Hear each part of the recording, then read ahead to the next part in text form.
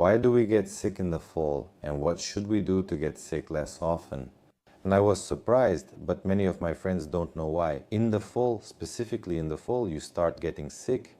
In today's episode, I'll quickly give you the simple, accessible, and useful information you need without unnecessary details. Ready to go? The first mistake. I was surprised, but many people think that cold itself actually causes illness. That cold itself causes illness. And they say, I sat on a stone, it was cold, and my prostatitis got worse. And I say, what do you think? Why? Well, the cold got in there, the cold somehow affected it, and with it there were bacteria there. In reality, cold just lowers the local immune defenses of the body. And if you already have some bacteria, let's say if we're talking about prostatitis, that means the bacteria is already in the prostate. Local cooling can lower the immune status of the body, but it's impossible to actually freeze the prostate, yes, or to freeze it there. What really happens is that blood circulation worsens and local immunity decreases. Let's take the common cold as an example. First, we've established that it's not the cold that causes the illness. So what does cause the illness? Why is it cold in the fall? In the fall, it's cold. That's the first thing. What does it mean for it to be cold? We stood outside so long, our hands and feet got cold. What happens when the body gets cold? Blood flow becomes centralized, hands stop being warm, and feet get cold too. This occurs not only in the hands, but also in the mucous membranes, causing the nose to feel cold and reducing blood flow. What are the entry points for infection in our body? That's right, most often it's the nose. And in the nose, just like it would be in the summer, the body is active, the mucous membrane is working, there's good blood circulation, and the virus gets in there. The immune response cells arrive very quickly, there are a lot of them, they're working actively, and they fight these viruses and defeat them. Here, unfortunately, this mechanism works worse. That's why we shouldn't get too cold. So, the first thing to avoid getting sick is not to get too cold. The second point is your work and living conditions. In summer, the windows are open. In summer, we sit in the office or at work. Everything is ventilated and the amount of bacteria in the air is lower. And how is all this transmitted? That's right, through the air. Remember from school, the airborne droplet way of transmitting viruses on their own. They don't have wings, they can't move on their own. They travel inside tiny water droplets, as moisture, as humidity in the air. That's why it's very important to keep the room ventilated. Even in autumn, don't be lazy about opening the windows. There was a very interesting video where they showed how a virus spreads through the air. When someone sneezes, a large cloud forms and lingers in the air for a long time. It focused on COVID and was very popular. That's why, if you want to avoid getting sick, ventilate the room to lower the virus concentration, since that's what causes infection. The first thing is the weakening of the protective properties at the entry into your body and the amount of virus that enters your body. A small amount of virus is manageable, but a large amount will infect you. Even if we take sexually transmitted infections, why certain types of, let's say, sex can lead to you getting sick or not getting sick.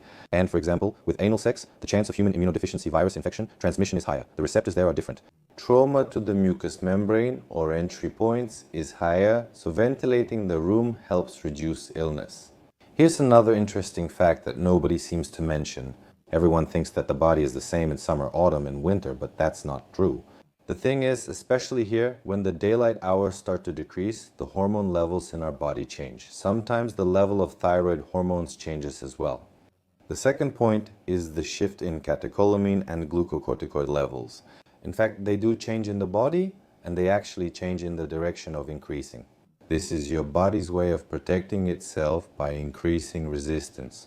That is, your body realizing that the situation and climate have changed, adapts on a hormonal level. We don't think about it, but you'll get sick less often.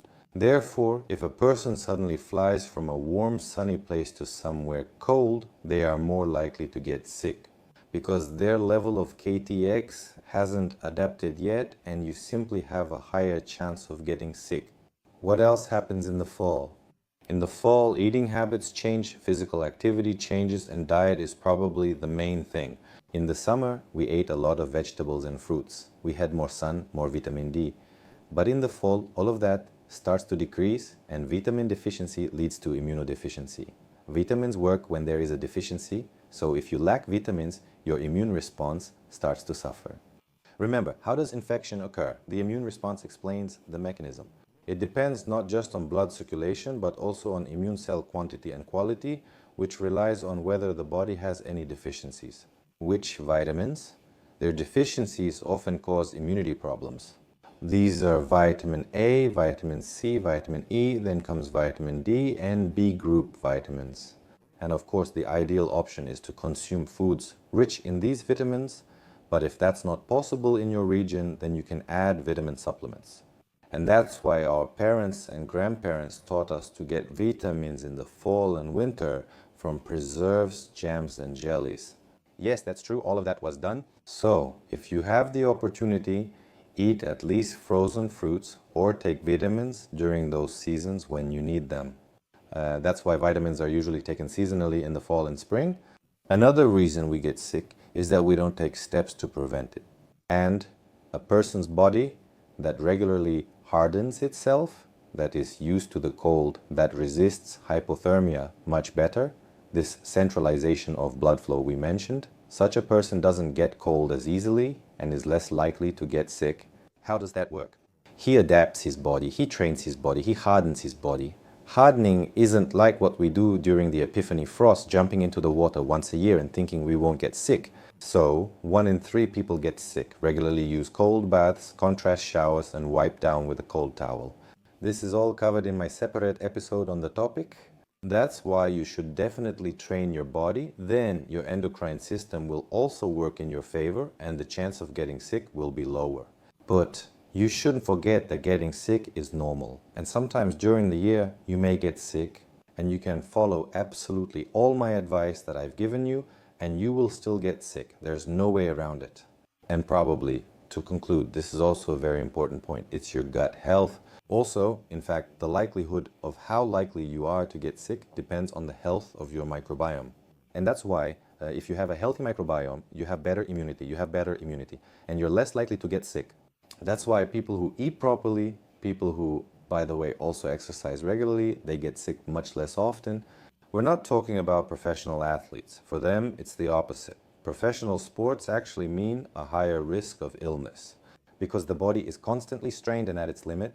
So if we're talking about a person who just works out regularly at the gym 2, 3, 4 times a week and eats properly, the chance that they'll get sick is lower.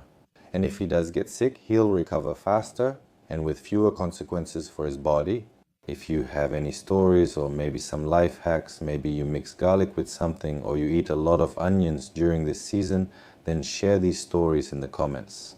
We'll read them and maybe find useful methods for ourselves. So don't be shy, jump into the comments and write. There's something I use myself, especially in the fall. Well, you probably won't like it.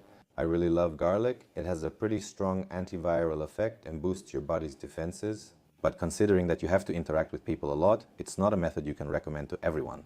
And vitamin C, a product containing vitamin C is a must. And hardening. We even have a plunge pool in our gym. In the summer, I'm not really into it yet, but the tap water keeps getting colder and colder. I regularly use that plunge pool, sitting longer each time and pushing myself further. And the water keeps getting colder and colder. Even at home, if you take those cold baths, it just keeps getting colder and colder. In winter, there's basically ice coming out of the tap, and that allows you to toughen up your body. It's really important. If you look at a lot of celebrities, Wahlberg, for example, Mark, I'm subscribed to him, I watch him. He's about 50 now, I think, and he looks great. And he constantly, even if he's staying at a hotel, he keeps toughening himself up. He orders these tubs of ice delivered right to the hotel, he fills them up, and his day always starts with an ice bath, a bath with cold ice. The 50-year-old man looks great and is extremely productive. He even shared his schedule. He wakes up at 3 or 3:30 a.m. and is already working out at the gym by 4:30 due to his unique schedule. Can you imagine that? He usually goes to bed around 8 or 9 p.m. He's really cool.